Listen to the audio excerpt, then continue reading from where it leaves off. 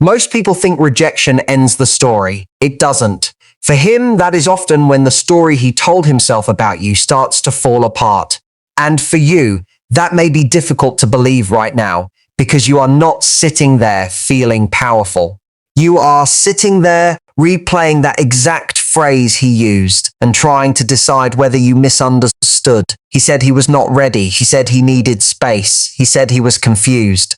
He said he did not want a relationship right now.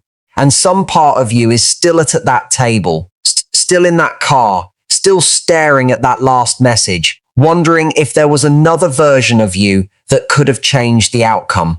Here is the truth. The moment after rejection is not just painful because you lost someone.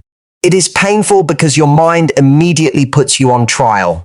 You start reviewing your warmth, your timing, your standards, your body, your words, your patience, your mistakes. You do not just miss him. You question yourself. And that is why this hurts the way it hurts. It is not simply absence. It is the sudden collapse of certainty. Here's the thing. When someone with avoidant tendencies leaves or keeps you at arm's length or gives you that soft, maddening line about not being ready, he usually believes he is controlling the narrative. He thinks he gets to decide the distance, the tone, the future, the shape of your connection, and whether you remain in the wings as emotional backup while he figures himself out. He thinks he gets the relief of stepping away without immediately facing the full weight of what stepping away costs. That is why the early period after a breakup can feel so lopsided. You are in pain, and he appears calm. You are carrying the emotional weight, and he appears lighter. You are staring into the void, and he seems to have found more air. But appearances in these moments are incredibly deceptive. Relief is not resolution, distance is not wisdom, and composure is not the same thing as peace. A man can walk away from intimacy and still be deeply ruled by it. He can say, "I need space," and still be haunted by what that space reveals once there is no one left managing his comfort for him. Let me be clear about one thing. This is not about making yourself silent as a performance. It is not about strategy in the cheap sense. It is not about disappearing so that he panics and comes running back with flowers and a revelation. If that is the reason for your silence, he will feel the tension in it. He will sense the choreography. He will detect that you are still orienting your energy around his response. And if your energy is still built around his response, then he still has the upper hand, even if you are technically not texting. Real silence is not manipulative. Real silence is dignified. It comes from the moment you stop volunteering for confusion. It comes from the moment you decide that someone else's emotional immaturity is not going to become your full-time occupation. It comes from self-respect, not the loud kind, not the dramatic kind, the quiet kind, the kind that says, if you cannot meet me clearly, you do not get continued access to me while you work out whether I matter. That is not punishment. That is the standard. Picture this. It is 11 at night. Your phone is face down on the nightstand, but not because you feel calm, because if it is face up, it will own you. And you are lying there staring at the ceiling, replaying the moment he pulled away, replaying the moments before that when you already felt him drifting, replaying the exact points where you swallowed your instincts because you did not want to look difficult. You remember the times you accepted less than you wanted because you thought patience would be rewarded. You remember the moments you agreed to just be understanding, just be cool, just be flexible, just be there. And now, in the dark, you are left with the unbearable question. Was any of that love, or was it you slowly negotiating against your own indignity in the hope that one day he would call it devotion? I want you to hear me. That question is not cruel. It is clarifying. Because the pain you are in is not only about losing him, it is about recognizing the pattern that brought you here. Here's what most people miss. An avoidant man often feels strongest at the moment he creates distance. Why? Because distance gives him temporary relief from the discomfort of being needed, chosen, seen, or expected to show up consistently. The pressure lifts. The spotlight moves off him. The emotional demands of the relationship seem to quiet down. He mistakes that reduction in pressure for truth. He tells himself that the problem was the connection or the timing or the intensity or your expectation, when often the problem was his limitations. Not evil. Limitations. Limitations in intimacy. Limitations in emotional availability. Limitations in staying present when love stops being flattering and starts requiring courage. So at first, yes, he may feel lighter, but then something happens. The stage empties, the noise goes, the reassurance fades, the constant proof that someone is there for him is no longer being supplied. And suddenly, he is not just away from pressure. He is alone with himself. That is where regret begins to grow. Not always quickly, not always visibly, but often unmistakably. And here's something most people don't see coming. He didn't expect you to accept the ending with dignity. He expected you to argue for your place instead. He expected emotion he could organize himself against. He expected tears he could use to feel necessary, frustration he could label as too much, or negotiation he could quietly translate into proof that he still had the power shift in his favor. When you do not give him that, something deeply uncomfortable begins. Because now he has to sit with a different story, not the story where you were desperate to keep him. The story where you saw what he was offering and declined to chase it. He didn't expect you to become quiet. He expected you to remain available instead. And that difference matters more than most people realize. Availability lets him keep you in orbit. Silence breaks the orbit. Availability lets him believe the bond is still waiting for him whenever he wants to feel less alone. Silence introduces mystery. It raises a question he did not want to have to ask. What if she actually meant it when she stopped reaching? Here's what's actually happening underneath all of this. When you stop feeding the dynamic, you do not create a game. You create a mirror. Silence is a mirror held up to him, and many people can talk about wanting freedom right up until they have to look into the reflection that freedom gives them. What does he see there? He sees the shape of his own choices without your warmth softening them. He sees the absence of your messages. He sees the missing rituals. He sees the fact that he is not being checked on, soothed, invited, pursued, or emotionally carried. And here is the part nobody's going to like hearing. He may not interpret that well at first. He may tell himself you never cared. He may try on a story where your silence proves the connection did not matter. Why? Because if he can make your dignity mean indifference, he does not have to feel the sting of what he lost. But stories like that are hard to maintain when the body knows better, when habit knows better, when the nervous system starts noticing that a source of warmth is gone. Think about it like this. Chasing someone who has stepped back is like trying to keep a volleyball underwater. You can do it for a while. You can use both hands. You can put your whole body weight on it, but the entire act is tension. The entire act is strain. And the second you lose control, it flies up with force. That is what happens when you try to maintain connection through overfunctioning. You become responsible for all the pressure in the bond. You are the one remembering, checking in, soothing, revisiting, forgiving, reopening, keeping it alive. And because you are doing all of that work, he never has to feel the real consequences of his own passivity. He didn't expect you to let the ball rise. He expected you to keep managing the pressure instead. Once you stopped, the truth surfaces. Either he reaches with real intention or he does not. Either he can meet the standard or he cannot. Either there is actual magnetism or there was only your effort disguising itself as chemistry. I'm going to say something and some of you will disagree. A great deal of what people call closure is really just an attempt to get one last hit of contact, one last explanation, one last clarification, one last emotional appointment with the person who already told you, by behavior, if not by words, that they were unwilling to fully show up. And I understand the impulse. Of course I do. You want the pain to make sense. You want the script rewritten in a way that leaves your self-worth intact. You want him to explain himself so cleanly that your mind can finally stop rehearsing alternate versions of reality. But many times, there is no superior explanation waiting for you. There is only the plain one. He could not meet you where you were. He did not choose you the way you deserve to be chosen. He preferred ambiguity over responsibility.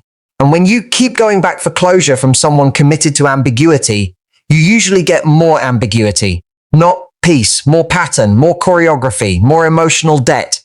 Now, let me explain something slowly. Avoidant regret rarely arrives like lightning. It is much more often a delayed echo. At first, there is relief, then distraction, then the familiar routines that help him avoid feeling too much shock, then a quiet moment, then another one, then a weekend that feels strangely flat, then an achievement or an evening, or a conversation that should feel satisfying, but somehow does not fully land.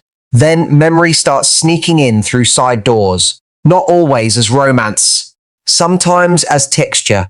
Your laugh in the kitchen, the way you made a room feel warmer, the way you remembered the thing he said in passing 3 weeks earlier, the way being known by you made him feel more solid than he admitted at the time. And here is the difficult irony. He often begins to miss the safety of your presence only after he has created enough distance to no longer feel trapped by it. That does not excuse him, but it does explain the timeline. His regret is often late because his defenses are early. And here's something most people don't see coming. He didn't expect you to stop auditioning for the role. He expected you to keep proving your value instead. This is one of the cruelest parts of heartbreak. You can spend months treating love like an audition you just need to pass with a better performance. Be more patient, be less emotional, be more understanding, be more desirable, be less direct, be easier, be softer, be lower maintenance, be whatever version of yourself seems most likely to make him stay. But real love does not ask you to become smaller so it can feel comfortable. Real love is not built on the bare minimum being treated like generosity. The moment you stop auditioning, the dynamic changes. Because now he is no longer standing there as the judge of your enoughness. Now his behavior is what is under review. Now the spotlight shifts. Now the question is not whether you were enough to keep. The question is whether what he offered was enough to deserve your continued presence. I want to pause on that for a second, because this is where your silence starts doing two jobs at once. It works on him, yes, but far more importantly, it works on you. It interrupts the addiction to external verdicts. It gives your mind a chance to stop checking the emotional stock market every hour. It creates a boundary around your energy. And a boundary is not only something you set against another person, it is something you set around your own compulsion, your compulsion to explain, your compulsion to correct the narrative, your compulsion to reach for the familiar, even when the familiar is hurting you. What if he thinks I never cared? Then he thinks that. What if he moves on? Then he moves on. What if he forgets me? Then he forgets you. And here's the thing.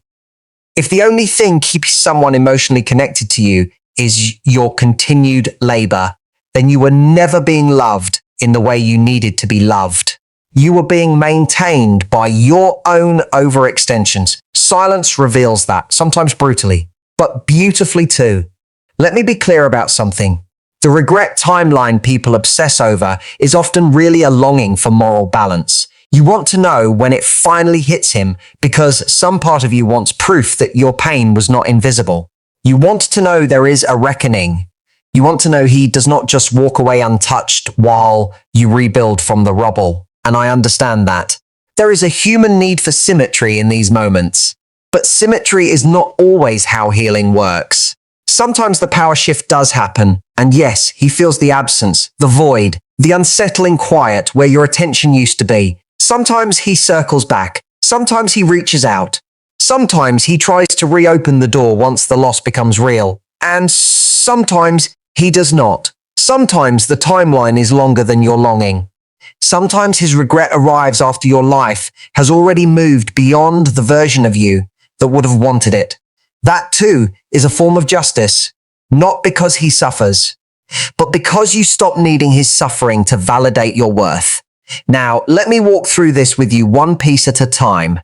Imagine a room. At first, it is just a room he has left. He opens the door, steps out, and feels the relief of the corridor because the room felt like too much. Too much intimacy, too much expectation, too much possibility. So he tells himself he needed air, but after a while, that same room begins to change in his mind. It is no longer merely a room. It becomes the place where your warmth used to live. Then it becomes the place whose quiet feels louder every time he passes it. Then the quiet becomes an echo. Then the echo becomes a weight, because now it is not simply that you are gone. It is that the version of him who was steadier around you is gone with you. Then that weight becomes inquiry. Why does this silence feel different from all the freedom I said I wanted? Then inquiry becomes reckoning. What exactly did she give me that I only learned the value of after I walked away? And by the end, the room becomes something almost sealed, almost self-contained, like a glass house he can look into but not easily re-enter, where your absence has its own climate and his access is no longer assumed. That is what real silence does. It stops being empty and starts becoming a world he is no longer entitled to. He starts to wonder why you are not chasing. And here's the thing, the wondering is what undoes him. He starts to ask whether you are hurting. And here's the thing, not knowing denies him the comfort of assuming his place still exists. He starts to ask whether someone else is now receiving the care he took for granted. And here's the thing, that question reveals how much he relied on your constancy. He starts to ask whether he misread your value. And here's the thing, that question is the beginning of humility. He starts to ask whether you finally saw through the pattern. And here's the thing, if he senses you did, his old narrative about having endless time with you begins to crack. He starts to ask whether the breakup really freed him. And here's the thing, if freedom feels flatter than connection, he is forced into an uncomfortable honesty. This is why silence is so powerful, not because it is theatrical, because it leaves him alone with questions no amount of half-commitment can immediately soothe. Here's the truth. If he comes back only because your absence unsettled him, that is not yet enough.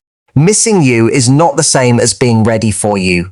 Regret is not the same as growth. A comeback is not the same as capacity. This matters so much because a woman can wait months for the reunion only to discover that all he really developed was appetite, not accountability. He missed the warmth. He missed the attention. He missed the emotional safety net. He missed the orbit. But did he develop the maturity required to create something different? That is the question. Not, does he feel bad? Not, does he think about you? Not, did the silence get his attention? Attention is cheap. Emotional maturity is not. He didn't expect you to ask for evidence. He expected your longing to be enough instead. And that is where self-respect must remain awake. Because the second you confuse his return with transformation, you hand the upper hand back before he has earned a single inch of trust. Here's what most people miss. By the time his regret fully lands, the you he rejected often no longer exists, not in the way he remembers. She has gone through nights he knows nothing about. She has sat with the ache without reaching for him. She has learned where her own loneliness used to make her bargain. She has felt the withdrawal from attention and survived it. She has watched herself want to text and not text. She has faced the rawness of not being chosen and slowly discovered that not being chosen by him did not mean she was unchoosable. That woman changes, quietly, not with a slogan, not with a dramatic reinvention, with repetitions, with mornings she got up anyway, with evenings she did not reopen the wound, with friendships she re-entered, with pieces of self-respect she picked up off the floor one by one. So when he eventually thinks of coming back, he often imagines access to the old version of you, the version still waiting in the same emotional room. But reclaiming yourself means that room is gone. The furniture is different. The light is different. The woman is different. Think about it like this. Dignity is something you carry, and it becomes heavier or lighter depending on what you tolerate. Every time you explain yourself to someone committed to misunderstanding you, dignity gets heavy. Every time you accept the bare minimum and call it patience, dignity gets heavy. Every time you volunteer for second choice and label it hope, dignity gets heavy. But every time you stop chasing clarity from someone invested in confusion, dignity gets lighter. Every time you tell the truth about what you actually want, dignity gets lighter. Every time you let a no be a no instead of a negotiation, dignity gets lighter. This is why silence can feel both brutal and clean. Brutal because it removes the temporary relief of contact. Clean because it stops you carrying what was never yours to carry. I need you to hear me on this. You are not cold for refusing to keep a dying dynamic on life support. You are not cruel for withdrawing permission from someone who wanted the benefits of your presence without the responsibility of choosing you. This is the part nobody is going to like hearing. Sometimes you were not just heartbroken. You were bonded to the intermittent reward of him. The maybe, the almost, the tiny gestures that made you think something deeper was still possible. That kind of bond can feel magnetic, but magnetism is not always a sign of health. Sometimes it is simply the nervous system reacting to unpredictability. What felt intense may have owed more to the pattern than to the person. Why did his inconsistency affect you so much? Because inconsistency creates obsession. Because the brain starts hunting for the next signal of safety. Because mystery in the wrong dynamic is not romance. It is instability wearing attractive clothing. And once you see that, something important happens. The spell weakens, not all at once, but enough for you to notice when your mind is trying to make scarcity look special. Enough for you to stop confusing the hunger he created with proof that he was your person. That is a profound shift in self-worth. Maybe the goal was never to get him back. Maybe the goal was to get yourself back from the pattern. And here's something most people don't see coming. He didn't expect you to become full again. He expected you to stay emotionally paused instead. He expected some chamber of your life to remain reserved for him, some low-lit waiting area where his return could still feel like destiny. But when you start re-entering your own life, the entire script changes. Not because you are trying to send him a message, because you are finally sending yourself one. Pick up the phone and call the friend you have been meaning to call. Go for the walk you keep postponing because you do not feel like yourself yet. Move your body, not to become attractive, but to remind your nervous system that it can still generate life. Clear the corners of your room that became little shrines to grief.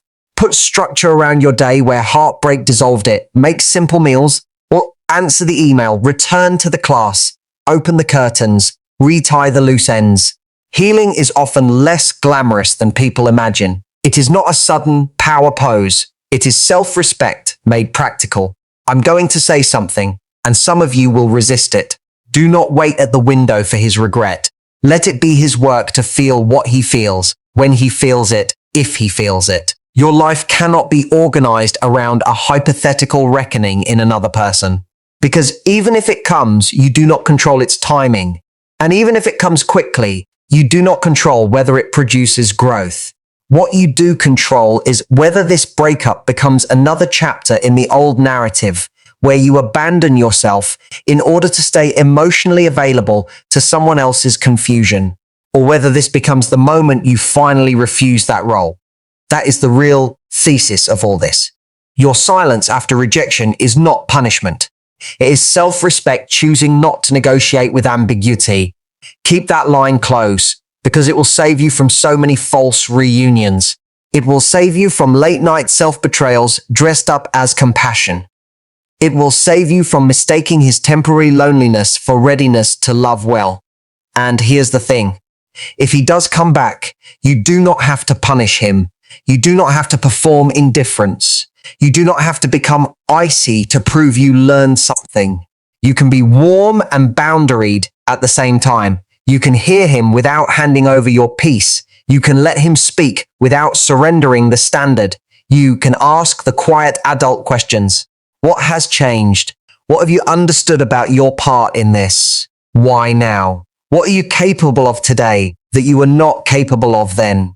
And if the answers are vague, sentimental, evasive, or built entirely around missing you rather than growing up, then you already have your answer. Self-respect is not loud. It simply does not volunteer for the same wound twice. If he wants access, let him meet the moment fully. Let him be specific. Let him be consistent. Let him prove that this is not just the discomfort of the void talking through him. Anything less is just his narrative trying to recruit you back into the old pattern. Here's the truth. There is a version of this ending that becomes one of the most important things that ever happened to you. Not because it was beautiful, but because it was clarifying. Rejection can reduce you, or it can reveal you.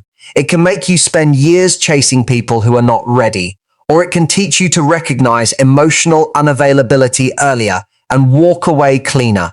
It can convince you that love means anxiety, or it can retrain you to understand that real affection does not ask you to live in constant uncertainty. It can leave you orbiting someone else's limitations, or it can bring you back to your own center. That is why this moment matters. Not because he may regret it someday, but because you get to decide what this pain means in your life. You get to decide whether this was merely a breakup, or whether it was the end of a pattern, a reset, a rebuild, a return. So if tonight you are lying there replaying his words, trying to find a hidden promise inside them, let me save you some time. If he wanted to choose you clearly, he would have done so clearly. If he wanted to keep building, he would have built. If he needed to leave, then let the leaving tell you what the words tried to blur. Not because you are bitter, because you are done making confusion sound profound. He may regret it. He may not. He may feel the echo next week, next month, next year. He may miss your warmth when life gets quiet enough for honesty. He may finally see what your absence taught him. But your dignity cannot wait on his timeline. Your silence after rejection is not weakness. It is dignity, refusing to beg for what should be freely given. And if he ever does feel it, let him feel the full shape of it. You do not need to carry that for him anymore.